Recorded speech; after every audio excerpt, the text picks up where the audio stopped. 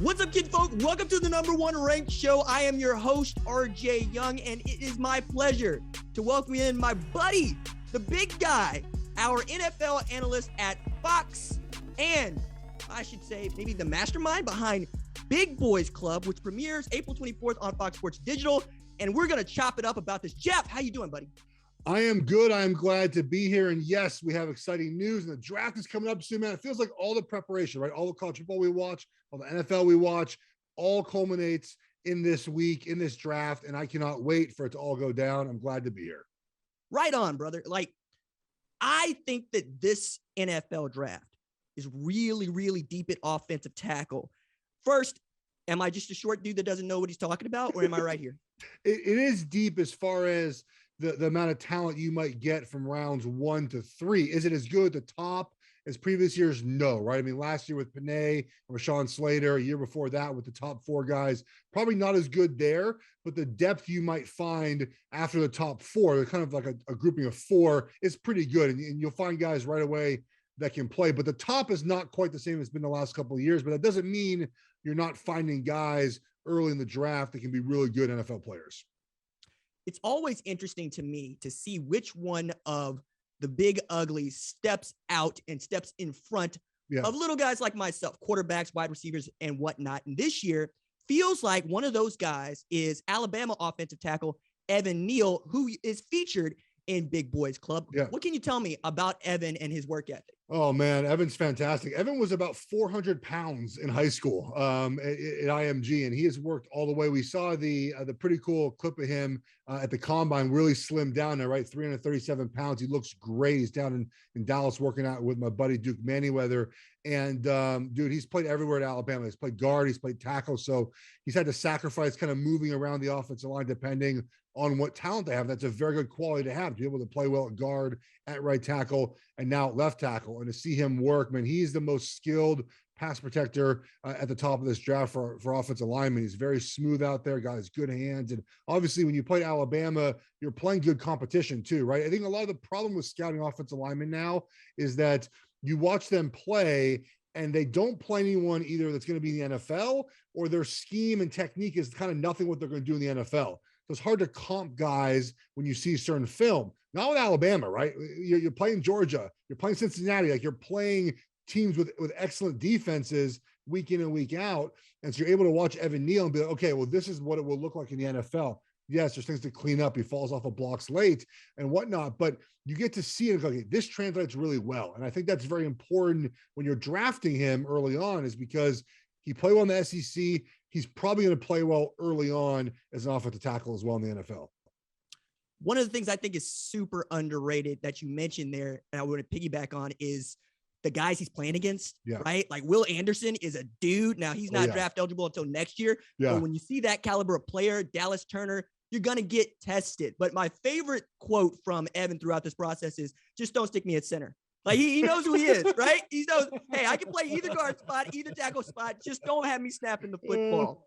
But I want to ask, is he your best offensive lineman or your top offensive lineman in this draft? Yeah, he's my top tackle. I think when I go back to last year a little bit, and I can get very intoxicated. I think a lot of us that evaluate offensive linemen get intoxicated by run blocking, right? And we look at last year with Panay Sewell and with Rashawn Slater. You watch Panay Sewell's college film and you're like, wow, the run blocking is incredible, right? The explosiveness that which he plays with is fantastic. He overlooked a little bit of the flaws in pass protection. We go to Rashawn Slater, who was drafted by the Chargers right below Panay Sewell. You watch his college film, excellent pass protector, right? Like there were no flaws in pass protection. And the run blocking, there were things he had to work on as well. Fast forward to the first NFL season, Slater was better. Panay got better throughout the season, but kind of being that good pass protector really helped him, I think, early on.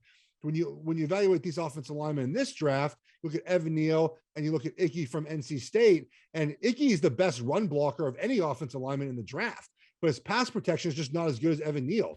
So I lean toward the guy that's a better pass protector, playing some of those better defensive ends. I can teach him, but an offensive line coach can teach him how to finish a little bit better in the run game. You know, Ickey's issue with oversetting guys in college, that's hard to fix early on in your career. And a lot of NFL teams view him as a guard as well. So to me, it's Evan Neal 1. I think Ickey's a close 2 in the tackles. And there's obviously guards and centers who I like as well. But tackle for me, tackle 1 is Evan Neal. And he should be the first tackle off the board, I think. Say, brother, for the listener, who is Ickey? Ekwonu from NC State. He's a left tackle. He's not undersized, but the pass protection issues are a little bit concerning just because he oversets, right? So he sets kind of too far. He's too aggressive in his pass sets. And you worry that if it's fast for him in college, pass protection, he just goes so fast, right? Then the NFL, when things ramp up a little bit, he just goes even faster. And he might be a guy that a lot of teams view as a guard, which probably pushes him down a tiny bit in the draft if the teams at the top feel that way as well. I know some teams that aren't really in a position to draft him view him as a guard. Most teams don't take guards high unless they're Quentin Nelson, right? Or like Brandon Sheriff. Like, you don't really get those guys. You mean one of the best of all time? Yeah. Like the dude everybody talks about? Yeah. So, Ickey's not quite there as a guard. So, but those are 1 and 2. I mean, I don't really see any team deviating from those 2 guys. Those are probably the first 2 tackles taken. Hey man, like you had me right once you said Evan Neal and you're putting him in sentences with Penei Sewell and Rashawn Slater. But I got to ask, on top of that, is there Rashawn Slater for you in this class? A guy that perhaps the rest of us don't know a whole lot about or didn't know a lot about until the NFL draft last year, who has absolutely turned into a dude down in Miami? Yeah, it's a good question. I think for me, the closest comparison, at least pass protection wise, is probably Charles Cross from Mississippi State. They're different players, so they're not quite the one-on-one comparison. But if you look at pass protection wise, if you're looking for someone to protect the passer, that's Charles Cross from Mississippi State. My concern with him, and it's a concern with him, it's a concern with guys drafted previously, it's a concern with other guys in this draft, is these air raid offensive tackles. It's not Charles Cross's fault what offense he played in, right? He didn't sign at Mississippi State to play in this offense with Mike Leach. But there's a long track record of offensive tackles drafted high in the draft out of the air raid offense that are complete flops in the NFL. And Charles Cross is better athletically than Austin Jackson, than Andre Dillard, than some of the Washington State guys of the past. So he profiles better there. He's a much better pass protector. It's got better balance, longer arms. I mean, all those things are good. It's just, again, that transition period has been really tough when you go from an offense where you're throwing the ball. I mean, I think he had 750 pass protection reps this season. That's wild. That's a lot. And again, it's 3-man rush. I went to watch an Alabama game. I wanted to see him against Will Anderson. It never happened because Alabama didn't have to rush Will Anderson in that game, right? Like, you sit back in coverage against those teams. So I do wonder if there's a little bit of a transition period for him in the NFL, just kind of getting used to playing in a much different offense once he gets there. But as far as pass protection wise, he's probably closest to Slater. There's no one, in my opinion. I mean, Slater's tape against Chase Young was really good. I mean, like, I think we overlooked that. I think, I don't know why I should have not done that, but it was really good. And guess what? He was really good in the NFL against Chase Young and everyone else. Hey man, for those of y'all that don't know, Geoff and I have this running dialogue about the air raid in particular. I, being a short, small, fast guy, really like air raid offenses. And my man Geoff looks at these like, what am I doing here? Standing up? Are these tight ends? What are these guys doing here? No, it's not. Okay, here's what it is. I have to explain this. Okay, it's one school. I don't like USC doing it. And the reason why is because the air raid offense, you mentioned it, right? Typically it's for teams that don't have the 5-star prospects, right? It's for smaller, quicker guys to get in space, find advantages. USC has 5-star wide receivers. They have Drake London. They don't even running the air raid offense. Now they're done with that air raid offense, right? It's gone. I mean, it's a power raid with Lincoln Riley now, but it's not like that Graham Harrell, just Mike Leach, drop back and throw the ball 70 times a game. So that's my problem with air raid offense. I don't like it at USC. Anywhere else, Tulsa, be my guest. Hawaii, go for it. It's just not at USC. I don't like it. Don't give my blue bloods an air raid offense, says my man Geoff Schwartz. I want to get into Big Boys Club here, though. Yeah. I want to get into you, and more importantly, for the sake of this discussion, Duke Manyweather. Who is this person to you, and why is he the guy that so many offensive linemen want to be coached by? So Duke and I played high school football together at Pacific Palisades it was 1 year next to each other. I got moved up in the middle of my sophomore year. He was 1 year ahead of me. We played really his senior year, my junior year. And and we just kind of stayed in contact. And then we became really good friends. He went to Humboldt State. I was at Oregon. We communicated, we traveled and saw each other a bunch, and we become obviously very good friends since then. And, whatever your passion is out there listening, that's what Duke has for offensive line, like tenfold, man. Like his life is offensive line. He's always been this way, and he studies the position, he studies the technique, and more importantly, I think he studies the body really well, right? Like he knows what an offensive lineman's body needs to be special. He can watch film and see, okay, a guy's knee is flaring out here, his glute's not activated here, his feet aren't working in the right place, his posture and whatnot. And then he can bring you into Dallas or wherever he's going to train guys and get you right. He tailors the program to you. I think that's very important when you see these kind of training complexes. It might not be as specific to that. So it's all offensive line. It's all he does, man. He'll come visit me. And I remember last time he came here, it was 10 a.m., RJ. He was at my island watching like some D3 film, drinking a beer. Like he is, I texted him today. I said, who's the Quinn Miners of this draft, right? We saw Quinn last year on Big Boys Club with a 3rd round draft pick from D3 Wisconsin Whitewater. And he said he was watching a player from Mercer, who reminds him of Quinn Miners. So like, this is all he does. And he's just really good at it. And I think, again, it's very important that he knows how the body works. And when you talk to him about certain guys' flaws, he might not just say like, oh, his hands are bad. He's like, well, his shoulder and his lats aren't engaged. Like there's things he can help you with and help players with that are very important. And not only does he do a bunch of the combine guys, he's going to have 3 guys in the first round. He had 7 picks last year in the top 70. The pro guys come see him too. All pros come to Dallas and train with him all offseason. So he's just a very special guy when it comes to the offensive line community. Shout out on 2 fronts. One, Quinn Miners, because like I saw that dude in Senior Bowl, and then everybody told me what was really good. And then the Mercer pull. That was a pay game for Alabama like 4 years ago. Like seriously, that's a pull there, man. Nobody else is talking about Mercer and what those guys are able to do out there.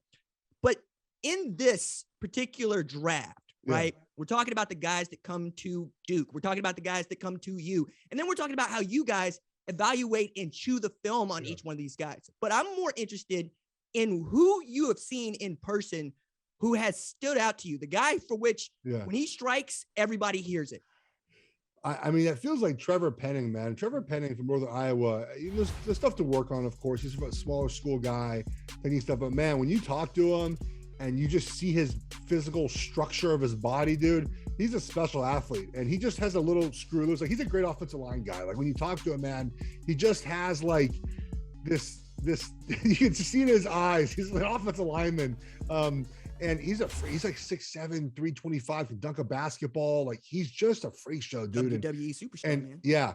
And he's a guy that's going to take a little bit of time to develop probably as he comes to Northern Iowa, a smaller school. They play Iowa State like 1 game a year, right? Where he kind of gets those D1 type players he's playing against. But to me, I mean, I was very impressed when I saw him in person. Just his build, his thickness of his legs. And you'll see in our show, we do some fun things as well. I mean, he's got giant old feet. Like he's just a big human, and he loves ball. Hey man, don't sleep on Northern Iowa. They can play a little football down there, dog. They can, yeah. Look, this is another ongoing dialogue. I like the little folks. Geoff is an elitist. I am. He likes his USCs and his Oregons. I like my Oregon. And I'm over here going Mercer, Northern Iowa. No, but I really enjoy that you can find a guy like that at Northern Iowa. 1, so they get some shine. But 2, that I tell the kids this all the time, and you know that I'm covering the United States Football League. Yeah. There are players everywhere, right? And when they're able to get to folks like you or get to folks like Duke, I'm always thrilled for them because that significantly raises their profile. Yep. How is playing offensive line in college compared to the NFL when you're talking about a modern style? Yeah. Well, a couple of things. One, and I mentioned this with Charles Cross a little bit, is that it's just a different style of game, right? So you're going from a lot of times these offenses in college that are up tempo, that are very spread out, that are not very sophisticated. And you go into the NFL where it's just not that, right? It's not going to be the same. And so guys have a little transition process. You might see a guy have awesome film in college, get to the NFL, and just that transition process either takes a while or it's just not there. And then you also have guys, of course, there's Alabama, USC, Notre Dame, Iowa, Wisconsin, right? I mean, these schools just kind of just produce these offensive linemen you don't really have to worry about. But I think that the biggest difference between college and NFL is, and maybe this is anywhere outside the SEC conference. But, when I played at Oregon, I got my schedule and I could circle like 7 games where I was going to play a defensive end who I just could play 75% against and never give me problems, right? Like it didn't have, I played 2 guys a year. Typically whoever was at USC, right? It was Everson Griffin and Lawrence Jackson and Feely Moala and Cedric Ellis. Like, there was just, everyone got drafted at USC. It was right at Pete Carroll's heyday. And maybe a guy at UCLA or maybe a guy at Washington, or like just some random guy. Otherwise, I didn't play any other pros ever, never, right? Never had to play a pro. And so we get to the NFL, obviously, everyone's a professional. So every rep has got to be 100%, because the second you do not play up to full speed, you get beat and you get someone hurt. And that's a big difference to me, is just that the quality of play, obviously, is much better in the NFL. And practice is much harder, of course. Games are much harder. And in college, again, I mean, you can pencil, if you're a decent team in college football, you pencil in those eight wins. In the NFL, you don't pencil in any wins. You can't do that. You get beat at any Sunday. And that's what makes the NFL, I think, so much different than college football. No, we always have a pool going about which team is going to be the last one to win an NFL game. But another point that you raised that I want to nail for folks is the top 2% of college football players get to play in the NFL. And while we talk about that being professional football, there's professional football all over this region that we call North America, and there's lots of players in it. So the guys that Geoff is playing against are absolutely at the elite. And most of those guys are getting drafted in the first half of the NFL draft. But as we see often, Geoff, there are some guys that get drafted at various positions where we go, I don't really know about that. I have serious concerns about that player. Is there an offensive lineman like that in this draft for you? Yeah, there's a guy that probably go in the first round, Tyler Smith from Tulsa. I'm a little bit concerned with what's so funny, RJ? I'm just crushing your Tulsa guys. That's what I'm saying. Like I'm saying, no, he's trying to give me trouble over here. Here's look, I've said this before. I mean, no problem saying it again. My concern with him is he's just super raw. I mean, the physical gifts are there, and you see at times it looks really good. But you put on some stretches of film against Cincinnati, you're like, oh boy. Like, and here's the thing, like, it's very important to talk about the value of the draft, right? So, excuse me, if he was taken the 3rd round, no problem, cool. 3rd round draft pick, that's fine. But you talk about a 1st round draft pick now, right? I mean, it's even mocked to Dallas. You're like that's a little bit too rich, right? Like, that's the important part of the draft, right? It's about value and where you find guys, and obviously, where you get drafted depends on it really helps, not depends, but it helps set the timeline for your development, right? If you're a 1st round draft pick, I was drafted in 2008. I was a 7th round draft pick. So I was not on this timeline, but back then, if you were in the 1st round, they give you a little bit of time to develop. Okay. Like now you're a 1st round draft pick, man. You better play right now. And you better play good or you're done, or they're moving on from you in a year or two. You're a 3rd round draft pick where Tyler Smith, I think, should go. And okay, all right, cool. You're not going to play your first year, maybe some backup time. You're the 7th man, and you're able to learn and kind of grow through. But if you put him out there week 1, he's just not ready yet. And I don't think a short NFL training camp is going to get him there. And so that's my concern. I think he'll be overdrafted. But look, NFL coaches fall in love with traits. It's what they do, right? You look, again, super athletic, super strong, can finish well, explosive at times. The problem is, his hands are off, his feet are off here and there. I don't want to crush the kid too much, but that's, I think, where you get a concern. I'll give you one other guy. I'll stick my air raid stuff. Like Abe Lucas from Washington State. People are talking about him going end of 1st round, early 2nd round. I don't see it. People talking about he could combine. He's got 3 years of film, like just lots of film. So I feel bad calling guys out like this, but I just think that we get to it. I want to see, can you block someone? Can you block someone? End of story. Yeah, there's certain traits you want to look at and you want to see this and that, but can you block someone? And in the end, that to me is more important than what you did at the combine. No, it's a very good point, right? And it's one in which I have conversations with folks that are responsible for evaluating at the high school, college level as well, going into the NFL. And it's a trade-off between, am I trying to take these traits and try to get this raw product that I think I can mold into something else? Or do I want a finished product? And, it gets into what kind of a coach do you think you are, right? We put Bill Belichick, for starters, in this space of he could probably see something that he can make work and make it do that one thing in that defense or offense, and it goes.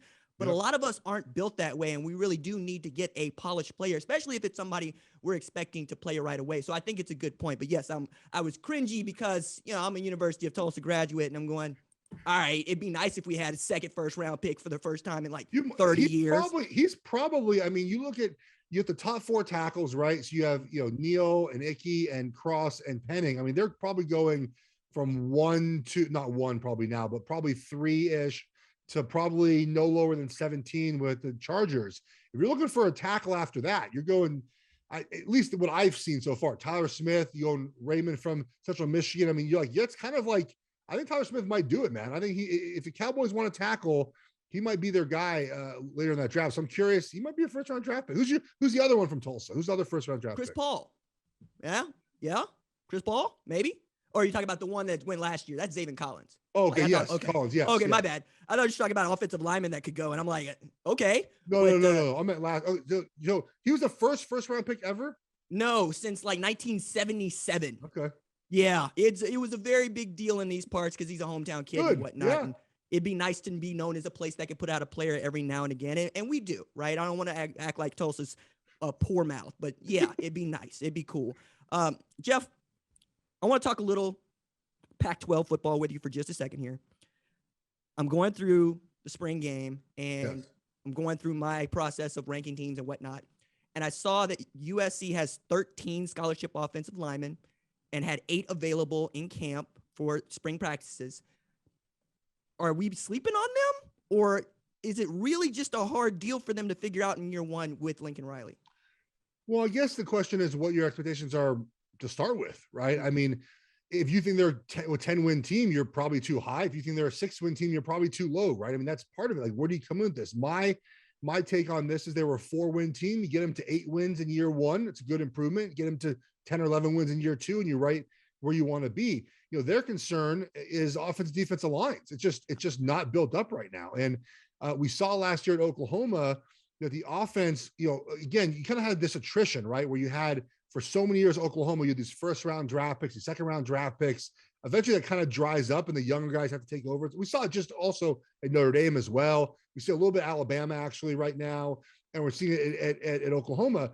And the offense just wasn't as good. It just wasn't. And that's not a fault of Lincoln Riley or Caleb Williams or Rattler. It just wasn't as good. And I think USC is sort of in that same boat right now. They lose their best pass rusher in Jake Jackson. Corey Foreman, was a true freshman last year, but a little disappointed up to standards, I think. And so they just offensive line, defensive line right now are my concern for USC. Their schedule, though, is pretty light. The Pac-12 South, no major outside Notre Dame, right? No, the first 2 non-conference games aren't that bad.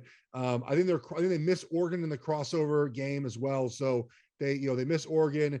They got to go to Utah. That's probably a loss. UCLA will be pretty good this year. So I mean, 8 to 9 wins probably is about where I think USC should be, give or take. 10 would be a lot. That'd be a great year. I think 7 or 6 would probably be a down year for you for year 1. I think 8 to 9 wins is about right for Riley. So second and last question about Pac-12 football. I got Utah as the front runner, defending champ, and I think that's a good spot to be. Who's going to play them in the Pac-12 championship game this year? So it's got to be a Pac-12 North school, right? So we could probably cross off Washington State in that. I would cross off Cal. I'd cross off Stanford and Oregon State and Washington. So there's really one school left, and that'd be Oregon. I mean, I just don't know right now who's going to compete with them in the North. They have the most 4- and 5-star players on the roster, 49 guys right now in the Pac-12 conference. Their defense is going to be great. I mean, the reports I have from spring practice, dude, was no surprise, right? Dan Lanning is a stud coach. Just offensively, it's what is Bo Nix or Ty Thompson going to be offensively, right? Dillingham, the new OC, is 31 years old, man. It's a young coach, first time with that offense, but they have weapons. They have an offensive line. It comes down to quarterback play. And they're going to start probably slower than we think. They got Georgia week 1. They're not beating Georgia. I'm sorry. They're not pulling Ohio State. It's not going to happen. I'll be at the game in Atlanta. I'm excited to watch, this new version of Oregon play, but they're not going to win that game. They get Eastern Washington at home and then BYU at home. And BYU is tough every year. So it could be a 1-2 start. Everyone's a little down about that. But again, that doesn't matter for the Pac-12 North. I just don't think the North is really competitive. I mean, Cal's always sort of tough, but Stanford right now, they're projected to win 4 games again. Oregon State is a lot tougher than they've been in the past. Jonathan Smith's done a great job there. Washington, again, Kalen DeBoer, we'll see. And Washington's always feisty. I'm excited for Cam Ward, though. I really want to see Cam Ward in that offense, who transferred over from Incarnate Word. That could be a really fun watch this year out west, but it's probably Oregon. It's probably Oregon, Utah again. And Utah right now, man, they got it rolling. Cam Rising and what they do on defense. I've seen that, predictions come out, this ESPN FPI stuff. They're not even in the top 10. I'm like, what are we watching? Like, you were talking about, Utah's a good team, man. They go the Swamp week 1. It'll be a fun game, right? Billy Napier's first home game against a tough, physical-minded Utah team. It'll be fun.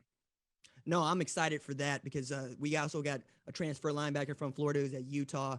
And I think the quarterback play is going to elevate in the Pac-12. Cam Ward, you mentioned, at Washington State. Michael Penix coming from Indiana to Washington. Bo Nix coming from Auburn to Oregon. I'm excited for that division. And I like to see the Pac-12 get a team back into the college football playoff. Maybe this is the year to do it. Geoff, when and where can we watch Big Boys Club? Yeah, so Big Boys Club is going to be out Sunday night. It's going to be on the Fox Sports digital channels. It'll be 7:30 p.m. Eastern, and then it'll be on FS1 Tuesday and Wednesday. So you catch it, I think, 5 p.m. and then later on Wednesday at 10 p.m. Eastern. So I'm really excited for this product. The guys have worked so hard to put this together and kind of put a different spin on it than we had last year. The 5 guys we highlighted are going to be great pros. They're great humans, have great stories, and I hope you really enjoy it. Look, my goal really when I started kind of getting into analyst work and talking about the game was trying to educate people about the offensive line position.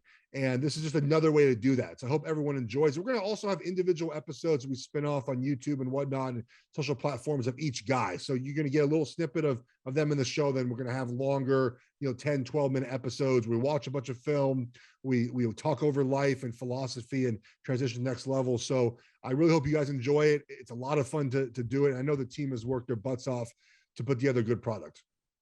I enjoyed it last year, and I was grateful to know that we were making something for the fans. As a matter of fact, this kind of began because Geoff asked, would people be interested in seeing such a thing? And the response was overwhelming, and Fox Sports went all in on it. I was really excited and also just thrilled to hear some of these guys tell their stories. I can't wait to experience it again, April 24th on Fox Sports digital channels, and again on FS1 leading into the NFL draft on April 28th. That's going to be a lot of fun. Geoff Schwartz, Fox Sports NFL draft and NFL analyst. Thanks so much for joining us, man. Glad to be here, buddy. Thanks for having me.